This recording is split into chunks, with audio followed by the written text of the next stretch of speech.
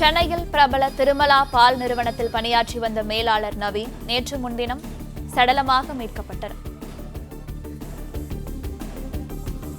இதுகுறித்த கூடுதல் விவரங்களை எமது செய்தியாளர் சரவணன் வழங்க கேட்கலாம். சரவணன், வணக்கம். இது குறித்த மேலும் விவரங்கள். சென்னை புகழ் காவல் நிலைய எல்லையில பிரபல பால் நிறுவனமான திருமலா பால் நிறுவனத்தினுடைய மேலாளராக பணிபுரிந்து வந்த நவீன் ஒளினேனி என்பவர் 37 வயதான இவர் அந்த நிறுவனத்திலே 3.5 ஆண்டுகளாக பணிபுரிந்து வந்தவர். நேற்றைய தினம் தூக்கிட்ட நிலையில் சடலமாக மீட்கப்பட்டார். அவர் ஒரு காலி இடத்துல அவர் வாங்கிய இடத்தில் அங்கே அமைக்கப்பட்டிருந்த புதிதாக அமைக்கப்பட்டிருந்த ஒரு குடிசை ஒன்றிலிருந்து சடலமாக மீட்கப்பட்டார். சந்தேகத்திற்கிடமான வகையில் மீட்கப்பட்ட அவருடைய சடலம் பிணப்புற ஆய்வுக்கு அனுப்பப்பட்டிருந்தது. இதில் பல்வேறு சர்ச்சைகள் எழுந்தது. அதாவது இவர் மீது ஏற்கனவே திருமலா பால் நிறுவனம் கடந்த மாதம் 24 மற்றும் 25ஆம் தேதி முறையே 2 வெவ்வேறு புகார்களை கொடுத்திருக்கிறார்கள். அதில் ஒன்று கொளத்தூர் மாவட்ட காவல் துணை ஆணையர் பாண்டியராஜனிடம் இந்த புகார் கொடுக்கப்பட்டதாக தெரிய வந்தது.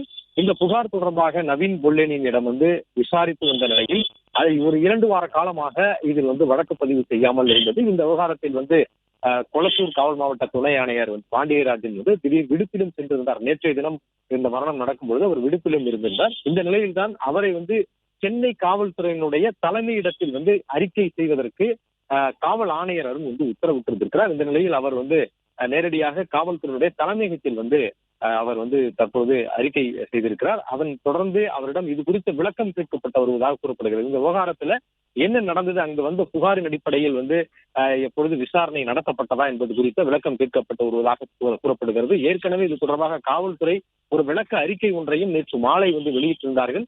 அதில் ஏன் வழக்கு பதிவு செய்யப்படவில்லை என்பதற்கான விளக்கம் போன்று ஒரு விவரத்தை வெளியிட்டிருந்தார்கள். அதாவது இந்த புகார் கொடுத்தவர்கள் அது தொடர்பான மேலதிக ஆவணங்களை, குறிப்பாக அந்த வங்கி பரிவர்த்தனைகள் தொடர்பான விவரங்களையோ அல்லது கேட்ட ஆவணங்களையோ அவர்கள் சமர்ப்பிக்கவில்லை என்றும், அதனால் அது விசாரணை நிலையிலேயே அந்த வழக்கு உள்ளது என்றும் தெரிவித்திருந்தார்கள். இது மத்திய குற்றப்பிரிவுல. அதே வேளையில கொளத்தூர் துணை ஆணையரிடம் கொடுத்த அந்த புகார் என்பது உதவி ஆணையருக்கு அனுப்பப்பட்டு பிறகு மாதவரம் குற்றப்பிரிவு ஆய்வாளருக்கு அனுப்பப்பட்டு அதுவும் விசாரணையில் இருந்தது. அடுத்த கட்டமாக அவர் விசாரணைக்கு ஆஜராகவில்லை என்ற ரீதியில அந்த விளக்க அறிக்கை இருந்தது.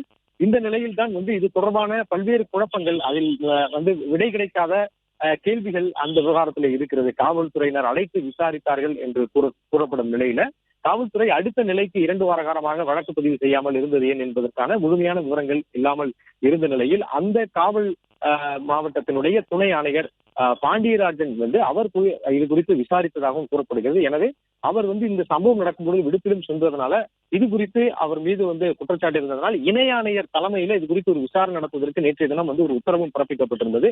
மேற்கு மண்டல இணை ஆணையர் திஷா மிட்டல் தலைமையில இந்த விசாரணை நடத்தப்படும் என்றும் காவல் ஆணையர் உத்தரவிட்டிருந்தார். இந்த நிலையில் தான் அவர் மேற்கொண்டு விடுப்பு முடிந்து அவர் பணிக்கு வராமல், அதாவது கொளத்தூர் காவல் மாவட்டத்துக்கான துணை ஆணையராக தொடர்ந்து பணிகளை அவர் மேற்கொள்ளாமல் நேரடியாக சென்னை காவல்துறையினுடைய தலைமையகத்தில் ரிப்போர்ட் செய்வதற்கான உத்தரவை காவல் ஆணையர் பிறப்பித்திருக்கிறார். அதன் அடிப்படையில தற்பொழுது அவர் காவல்துறை அதிகாரிகள் முன்னிலையில் அவர் வந்திருப்பதாகவும் அது தொடர்பான விளக்கத்தை அவரிடம் கேட்டு வருவதாகவும் கூறப்படுகிறது. இந்த விவகாரத்தில் எப்பொழுது புகார் கொடுக்கப்பட்டது, நீங்க என்ன விசாரணை, யாரிடம் நடத்தினீர்கள், அது தொடர்பான விவரங்கள் என்ன, எதுவும் ஆவணங்கள் கேட்டு பெறப்பட்டதா போன்ற விவரங்களை அதிகாரிகள் கேட்டு பெறுவதற்கான வாய்ப்புகள் இருக்கிறது.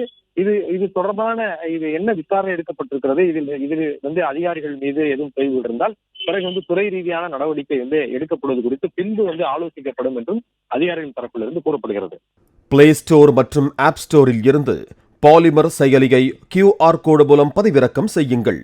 செய்திகளை உடனுக்குடன் பெறுங்கள்.